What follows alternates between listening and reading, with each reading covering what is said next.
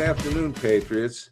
This is the American Vision, broadcast on the TLBTV network and brought to you by the Liberty Beacon Project. I'm your host, Bill Muckler, and I'm coming to you from Cocoa, Florida, on America's beautiful Space Coast here in Florida. And today I'm really excited and honored to have a special guest who's also from I guess on the Atlantic Ocean, and her name is Cathy Saint John, and she's coming to us from St. John's, Newfoundland. So this is my first time I've interviewed a guest from Canada, and Cathy is an author, and she has a riveting story to tell. It's just fantastic. We've talked several times. And Cathy, welcome to the show. It's so good that you could join me and our viewers on the American Vision. And Cathy is actually, we're in Eastern time. She's in Newfoundland time, which is an hour and a half ahead of us, to show you how far east you are. Probably one of the most eastern parts of the North American continent.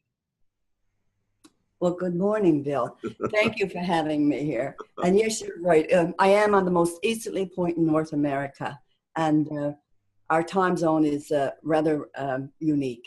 I'll say that. We're half hour even ahead of everybody else in Canada, in Halifax even. So we're quite unique here, this rock that sits in the water of the Atlantic Ocean. It's beautiful here. And it's a joy to be able to speak with you right now. Yes. And for those of you who are just getting to know Cathy, Cathy Saint John, her last name is spelled S-A-I-N-T, but she's from St. John's, which is always abbreviated S-T period, I believe.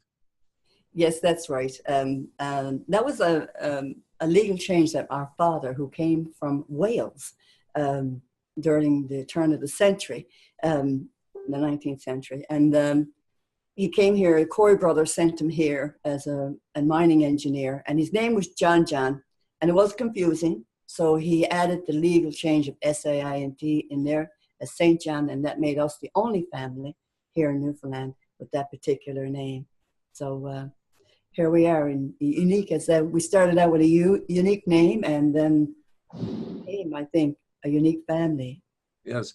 And speaking of your family, you really come from a military family. So tell us about your father and your mother, and then your brother subsequently served in the military.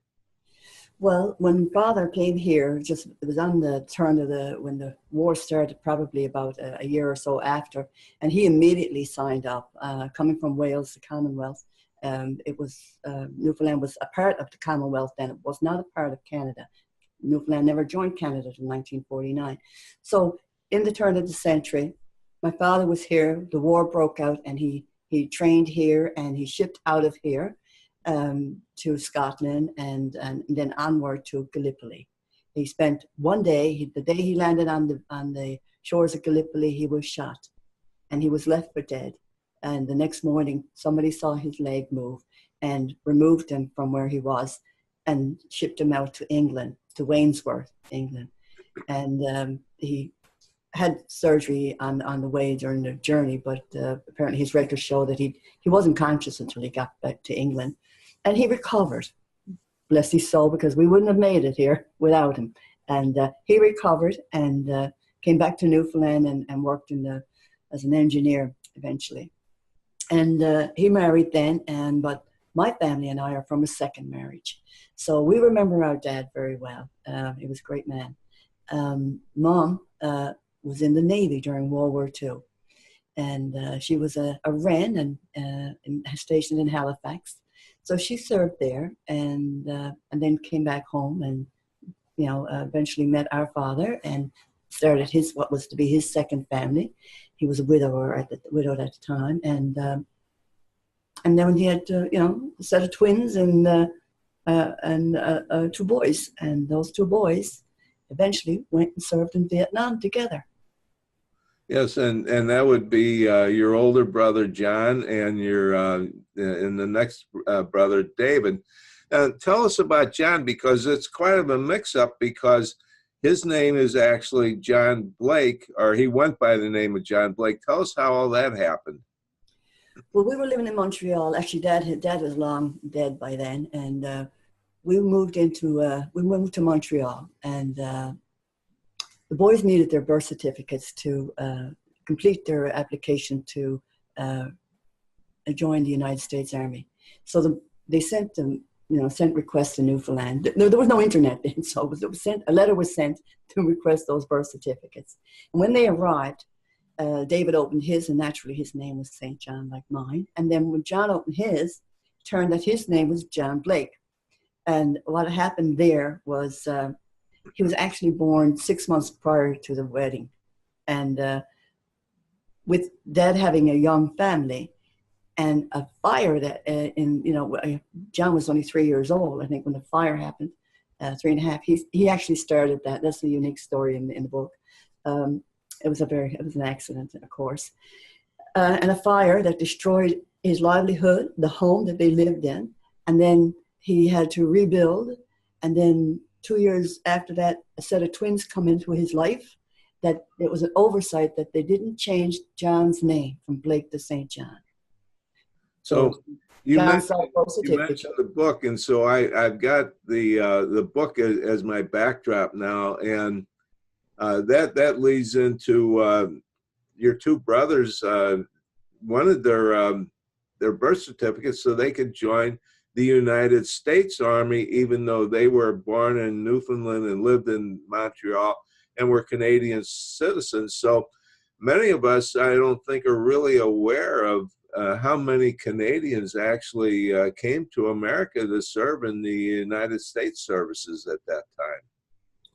Well, it's a best kept secret, but it's estimated that upward of 40,000 Canadian boys crossed over the border and joined the American forces. Not all of them went to Vietnam, but those who were assigned there were mostly on volunteer basis. And so that was 40,000 of Canadians, and about maybe 20,000 returned back. And I still never understood, or met Vietnam veterans, because I only knew my own two brothers most all my life until John died. Mm-hmm. So tell us, so that caused you to write the book, One for the Boys, which is really, as I read the book, it was about your brothers who served in the United States Army, and both in Vietnam at the same time. But it was also, I think, overall for all of the boys that served. And your book is so well written, and I learned so much about it. And you really portrayed Vietnam as accurately and as pointedly as anything I've ever read, because I lived through the whole thing, even though I never actually served in country. I'm very familiar with what happened there, and so your book is just a fantastic chronicle of what happened in Vietnam, as told through a Canadian serviceman. So tell us about how John and David both went to America and went to training and schools and so forth. Well, first, thank you for that compliment. That was huge. I all through the writing of the book, I wondered, am I getting this right? Am I getting this right? And it wasn't until 2013 when I connected with the John's unit, finally connected, and it took time, but 2013 I connected. And through numerous interviews with his unit and the boys via phone, internet, in person, at reunions, it took about another 4 to 5 years for me to gather that information and process it and finish the book that my brother John started. So to go back in time, when John returned from the United States from after Vietnam, in his journey there, I knew nothing of his life there in Vietnam, but his Ranger unit shared with me and gave me pictures and stories and helped me to decipher the Army jargon that's on the DD-214 and everything, so that I could become very, very educated in the Vietnam War and my brother's part in it and his life after it and understanding that. So having said that, John came home from Vietnam and he was, I didn't see the difference at first. He looked the same. And David did fine. And the boys were both back, and we all the siblings came back to Newfoundland to live. And I was the only one that stayed, actually. Anyway, John came home and started a little family and started to do some work. And he wasn't doing well personally. His persona had changed. I still didn't get the clues until I was told that he was very upset mentally and emotionally. And then I had to ask him, what is wrong, John? How are you? How do you feel? And he told me then that, he was having these nightmares and he was having a lot of anger issues. And he felt emotionally broke. And I still didn't quite get it. But he said he had to leave Newfoundland. He had to go back to the United States and try and make some sense out of his life, because right at that point, everything seemed so senseless. So he went on, and I believe at the time I had a few dollars saved in the bank, and I said, well, here, you take this and get settled, and pay me back when you can. And he went on, and it was there in the United States that he found the Vietnam veterans, and he found people who were feeling just the way he was. And it turned out that he had post-traumatic stress disorder. But at the time to have post-traumatic stress disorder, there was really no background. Even the hospitals and doctors were seeing, hundreds of people in their ER rooms and felt that they were, up to that point when they had such a vast amount of Vietnam veterans showing up with the same symptoms, that they thought everybody was faking at first. But then they realized they had an epidemic on their hands, a mental health issue, a true epidemic.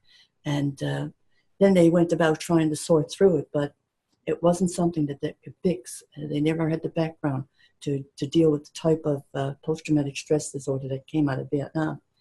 Largely, I guess, because, when the boys were doing their work in the country, they were given, sometimes some of them took this medication to keep them awake, keep them alert while they were in the jungles doing their work. And it also took away the fear of being there in the jungles to do that type of commando work that the Rangers would work at.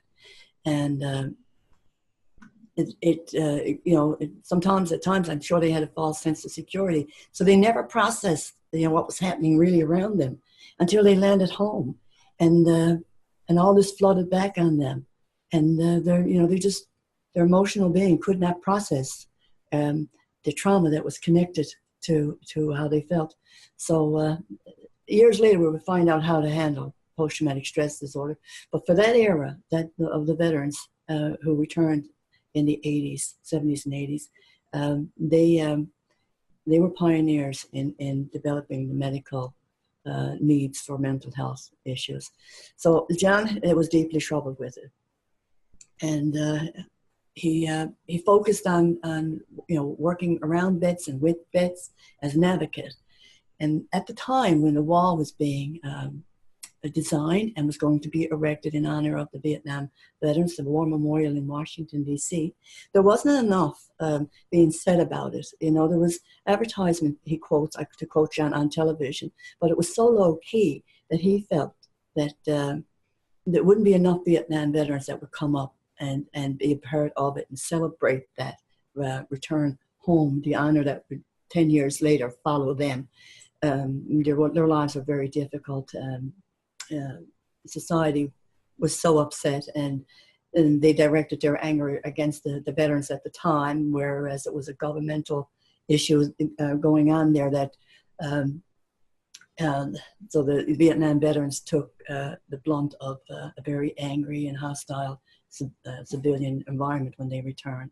That was very painful. If I can interrupt just a little bit so our viewers understand, John and David, when they came to America, they were 19 and 17 respectively, and John actually went through special operations training and became the first Canadian to ever receive the Green Beret.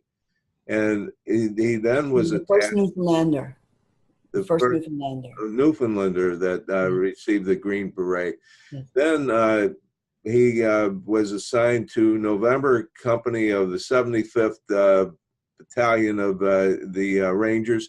And in Vietnam, and we haven't talked about this, and as I read the book, and I want everybody to read this book because it's just a fantastic read and story, is John went out on missions all the time, and these were very covert type missions where they were assigned to a team of 6.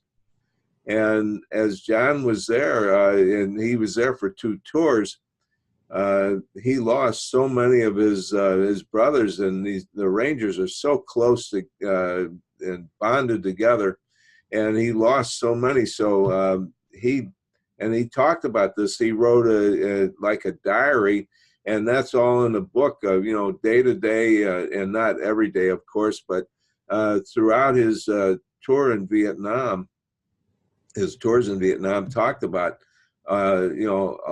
all of his friends, his brothers, and how they were killed. And John actually was wounded 3 times in his arms and legs from grenade fragments, and never really stepped down from duty other than the time it took to get patched up and kind of heal up a little bit, and also refused to take or be awarded the Purple Heart, which he deservedly should have 3 Purple Hearts. And so anyway, I'm trying to let everybody understand that what John went through, all these incidents of going out on these patrols, it has an impact on them. And he was just 20, 21 years old, just like all the rest of them. So they were just young boys, and this had to be a traumatic experience for every one of them. Well, it certainly was. He was an elite soldier. And in Canada, when I found out later in life, there were only 5 Rangers throughout Canada, 5 that were trained and served as airborne Rangers, sky soldiers, they call them. And John was one. John Kelly was another who actually both John Kelly and John Blake were trained together in special forces. And John Kelly died in country as a result of his wound. And my brother took his place on the Ranger team. So that was a very hurtful death for John Blake. They all were hurtful deaths. I know that from his records, he ran 84 missions in a matter of 12 to 16 months. In working there, I call it work because it's as a civilian, that's the only term I could come up with that other civilians would understand, and respectfully understand, I should say. So he was one of 5 Canadians who became a sky soldier in the elite forces of the United States Army. So I'm very proud of his work and his achievements. I'm equally as proud of that when he came back, he became such a patriotic to the United States, America. And when he walked across the United States of America to check the pulse of the civilians, to see were they really interested in the, in the Vietnam veterans and the memorial that was being built for them. Were the veterans even interested? Because it was such a bad taste in a lot of people's mouths over it. So he started out in that walk in May of 1982 in Seattle, Washington. That was his point, I believe, of disembarkment and embarkment into in and out of the United States. Yeah, to Fort Lewis, Washington, is where many of them left. So what Cathy's talking about, and this is really what I think what this story is really all about. Late in 1981, John felt like he needed to do something for all the veterans, and so he came up with this idea that he would actually walk across America, a 3,200-mile walk from Washington State to Washington, D.C., as a tribute to the veterans who had been killed in action in Vietnam, and the Vietnam Wall was being erected in 1982. So this coincided with that, and so he did all this planning and preparation, and it's all in the book. It's really interesting how he did all this. And then his brother David, who was in Vancouver, came down with some of his friends and helped them get going in late April.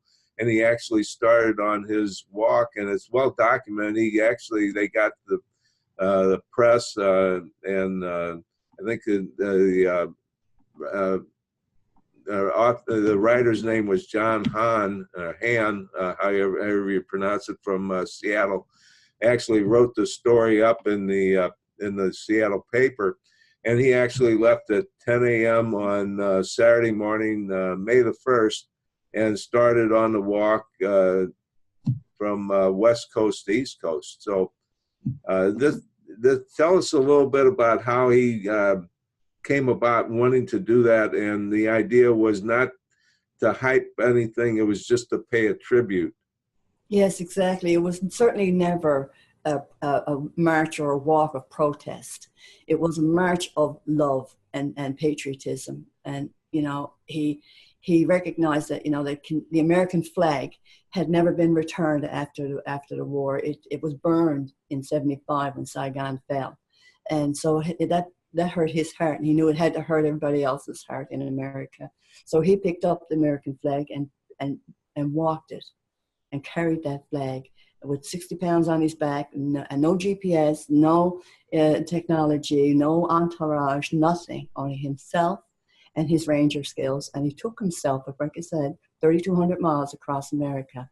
Along the way, he found out that, you know, the American civilians were deeply sorry and saddened for the treatment that was, you know, behoved on these veterans when they returned. And they were not angry at, you know, the veterans or the soldiers who served. They were just upset, terribly upset with the government. So John learned that, and that, you know, that he carried that with him back to the peoples. And veterans came out to see him. Civilians reached out to, you know, to speak with him. Veterans of foreign wars associations housed him when he was in a community. Many times he just camped under the stars. And once he was in a snowstorm as he was going through a pass just up out of the mountains. It was a journey for him and for the people of America. But I think the journey for him was regressing back into, you know, his life that he shared in Vietnam with his brothers there, his Rangers. I was taken back by one reporter who asked him, "You're out here by yourself." He said, "Do you find it lonely? Are you know, how do you do this out here by yourself?" And John basically said, "But I'm not alone. I look back and I can see them all coming behind me." And that to me was like, I had to finish his story. He wrote that part, and I knew that when I read that, and I didn't get those words until after he had died. And a lovely lady who lives in Ohio, Miss Lynn Schultz, who ultimately became my editor on this book, I had to call her and tell her that John had passed away. And at that time, she told me she had interviews of John speaking, where she had interviewed him. She was a former reporter. And she told me I kept them in proximity for somebody. And now that somebody is you. So she sent them to me. Then there was another lady I had to contact who had known John very, very well. And they apparently, through our conversation, and she was heartbroken when I told her he had passed away.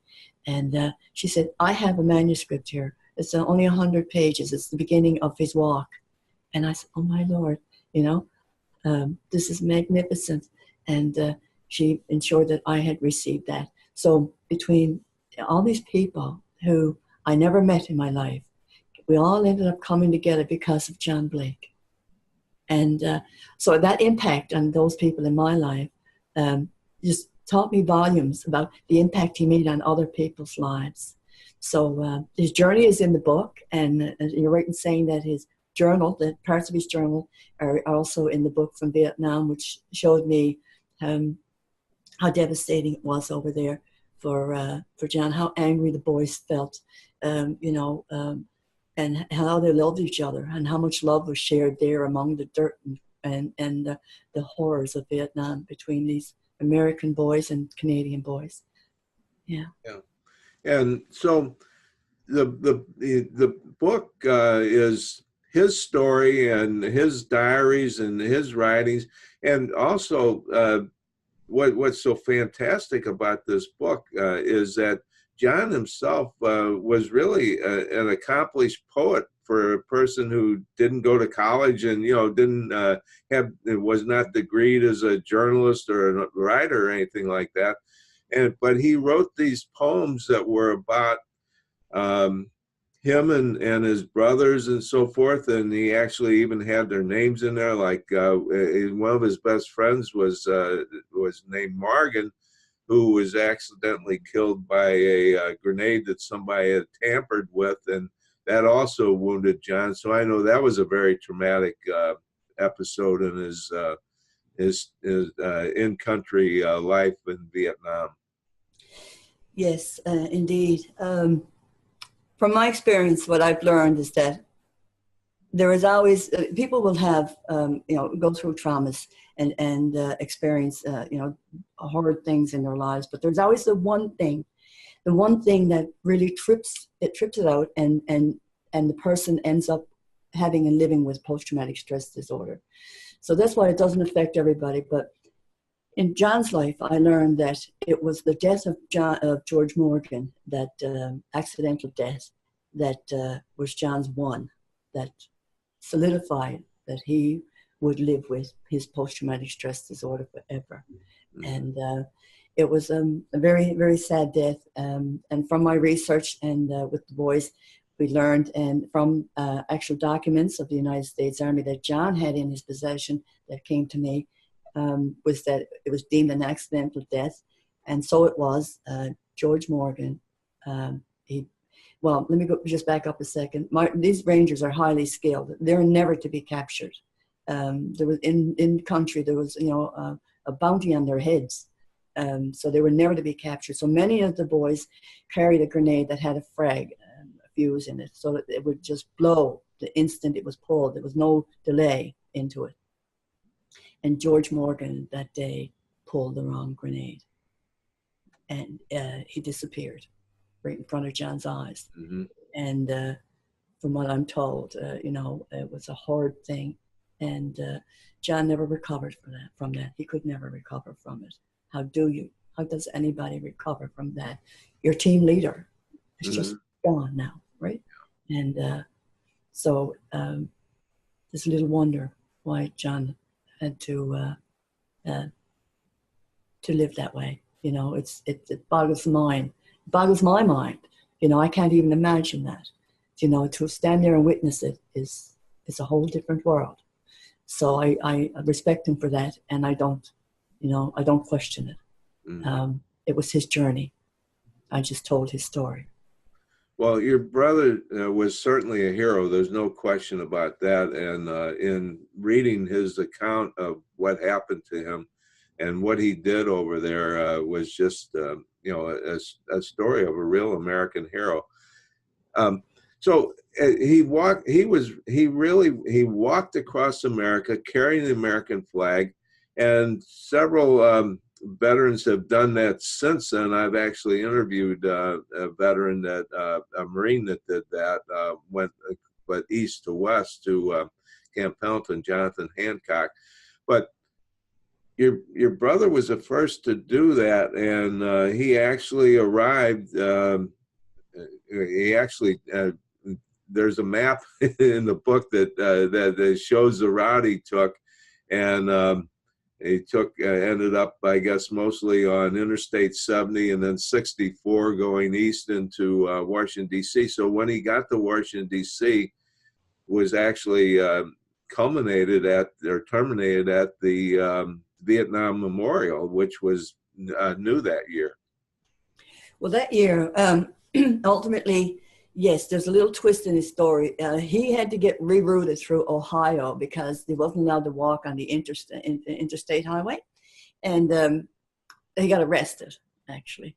And then he got rerouted through with the vets helped him to reroute him through, I think, Montana, And he eventually went back to Ohio and did the walk for the people in Ohio, because they too wanted to feel that patriotism that he was sharing, and show respect for the boys who were lost and POWs and from Ohio. So he was invited back to do that later in time. But the actual getting to the wall on Remembrance Day, to the unveiling, he was somewhere out probably 200 or 300 miles. So he was always like either taken from that. Like the boys went out and picked him up, drove him in so he could be a part of the Viet Nam unveiling dedication there. But then after the service, after that ceremony, he went back to the point where he was removed from,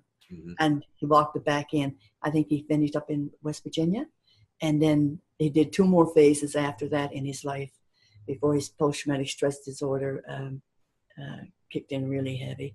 And but he did other parts, and it's all in the book. So he was contented with what he had done for the walking and bringing the awareness of the Vietnam veteran. And, he did all this, and he was still a Canadian, and that's what I think makes people shake their heads and say, like, why? But it was because, because he believed in that. He believed in what was right for the boys. Mm-hmm. And his walk actually, he walked for 5 months, but it actually covered a period of 7 months. So you kind of filled in what happened there. And he actually terminated it, I think it was on November 1st of 1982. So it went from May 1st to November 1st, which is a period of 7 months. So then tell us a little bit about what happened to John after that, because from 1982 to, I hope I got this right, 1996? Yes.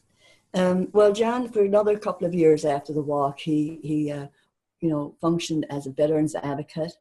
He ran for the presidency of the VVA at the time, and that was an interesting point, but it disturbed his PTSD, and that made him weak, and in a sense that he wasn't well. Okay. And then it just kind of spiraled down after that in 1984. And it took over his life. He had no treatment up to that point, and he needed some help. And so an incident occurred where he ended up at the VA, and they diagnosed him with post-traumatic stress disorder. And it's there they tried to, help him. And, well, we all know now that medications don't really work for such things, and that the process of memories need to take place so that persons who live with PTSD actually process those emotional attachments that are attached to these traumas. So we know that now, but they were working their way through in the medical field, and none of them were hitting on how to help these boys. So John didn't get the help he needed. He had to try and manage it himself, and self-management. He did pick up some tools along the way, but there wasn't enough tools out there for the boys to, and many of them fell the way that John did by taking their own lives. And John did that in 1996. It took a while for us to come to understand, like, why now? Like, we always knew he wasn't well, and we always, he kept that world away from us here in Canada as best he could. He shared a good bit with David, and David would again tell my sister and I, as much as we could. And we all took on our own roles. So David was the liaison in John's world, his ups and downs, and try his world in trying to function with post-traumatic stress disorder. It was such a dark place. And we, in our turn, the girls, we just, we stayed. We knew it was going on, but we didn't acknowledge it to him, because we allowed him, that persona with us, to be a stronger person, be John, and I hope we did him justice for that. But in the long run, we always knew what was going on, and it was heartbreaking. We were helpless here. Mm-hmm. Yeah. So John ended up going to Hawaii, actually. Yes, he wanted to come home to Newfoundland, actually, the year before in 1995. He had spent a little time with David in Vancouver. And again, he had an episode with his post-traumatic stress disorder and had to leave early and go back to Seattle and Washington State there, and for some treatment in a VA hospital. And he wanted to come home to Newfoundland. He would have liked to come back here and, as he said, grow old on a mountain overlooking the ocean. And I could see him doing that, but it didn't turn out that way. When I learned that he was interested in getting back home, coming back home, and I said, great. I went to a physician to find out what was here that could serve him with his mental health issue and needs. And I was shocked to find out that there was nothing, absolutely nothing. And that he would probably be largely misunderstood if he had an episode, and probably, get locked down somewhere. The VA hospital here was ill-equipped to deal with that. It was an old hospital that cared for aging veterans who didn't have PTSD. It just was not equipped here for mental health issues.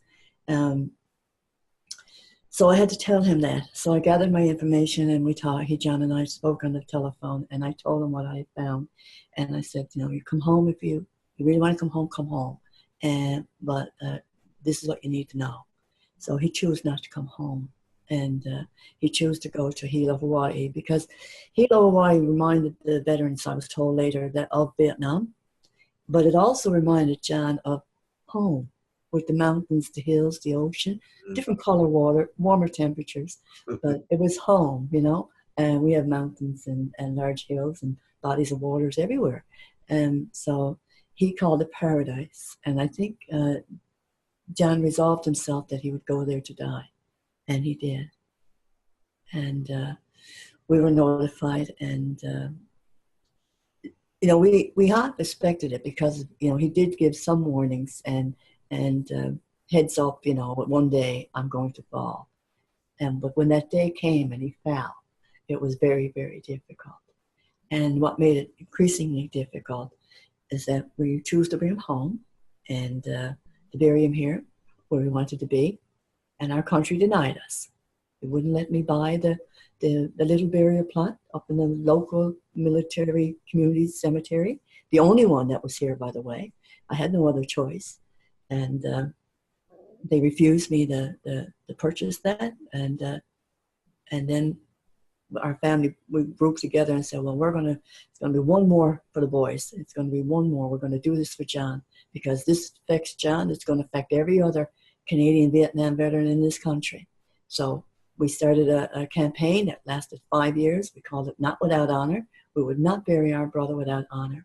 And we had internet. There was no Facebook. There was very little, media like that for us. But we managed over the 5 years to bring on 2 million people through America, Australia, as far as Britain, and even Vietnam.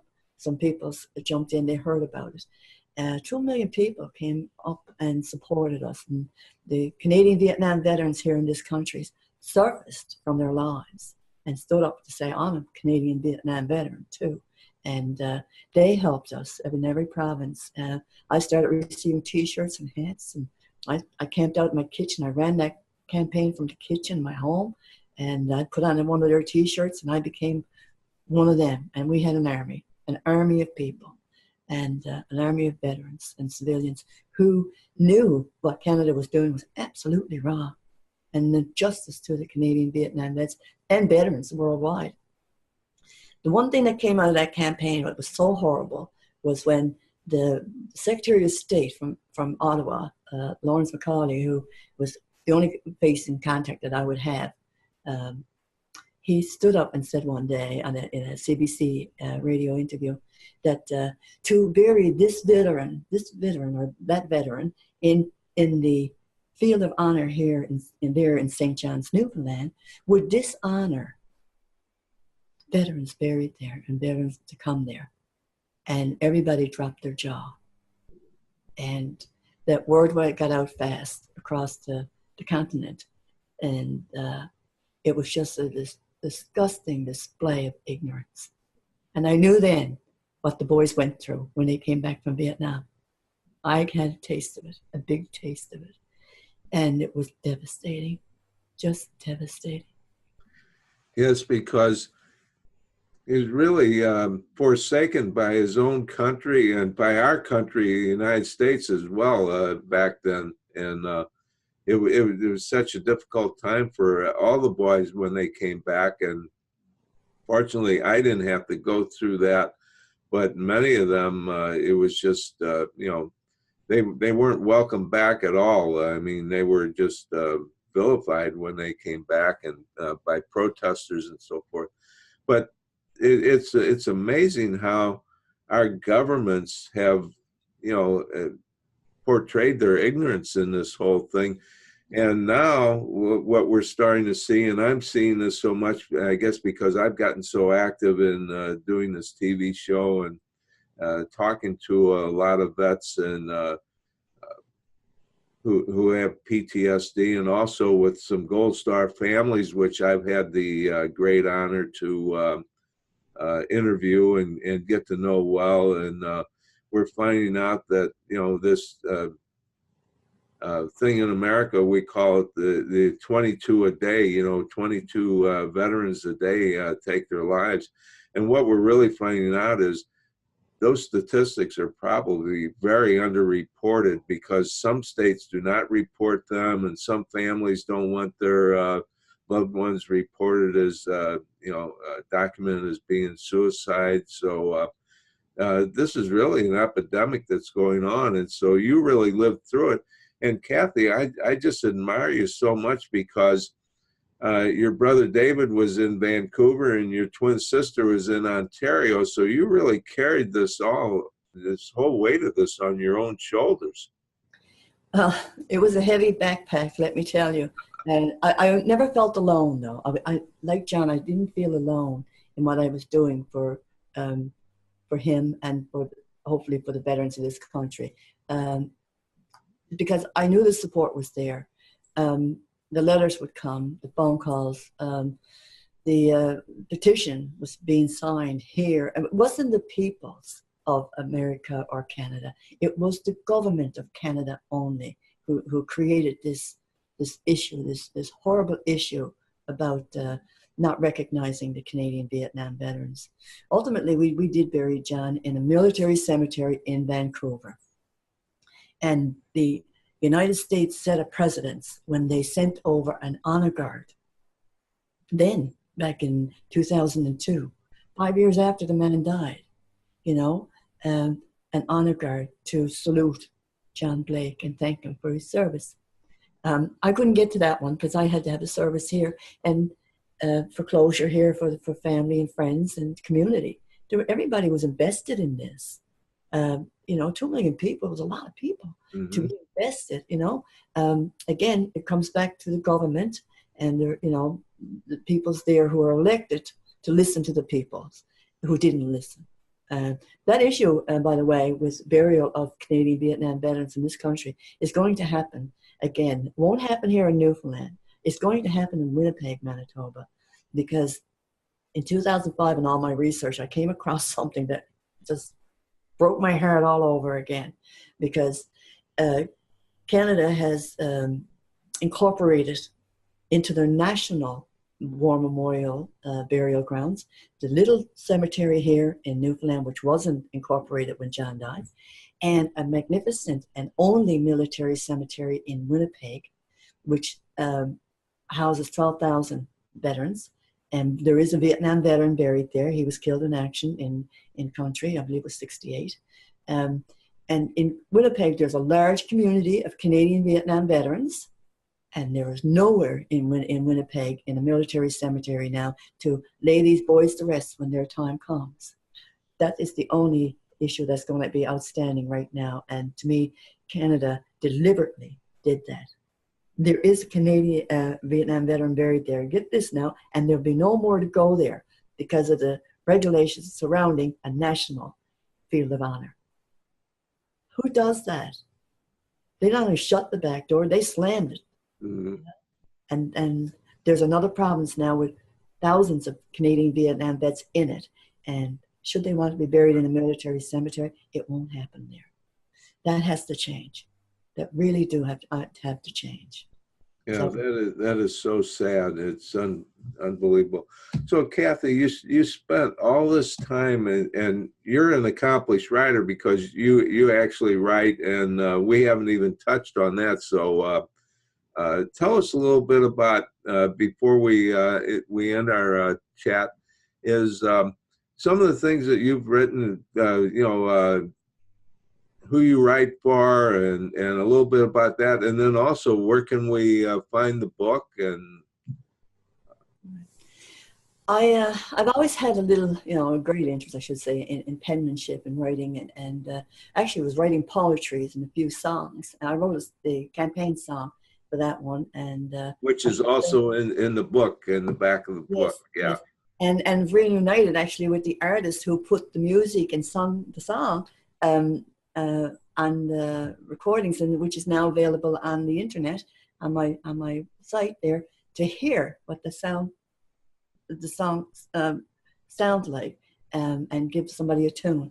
So things would just come to me and I just write them down. I guess I'm like John, a passionate writer, in that if something troubles me, write it down or write something from it. So I have a collection, my own personal collections of writings.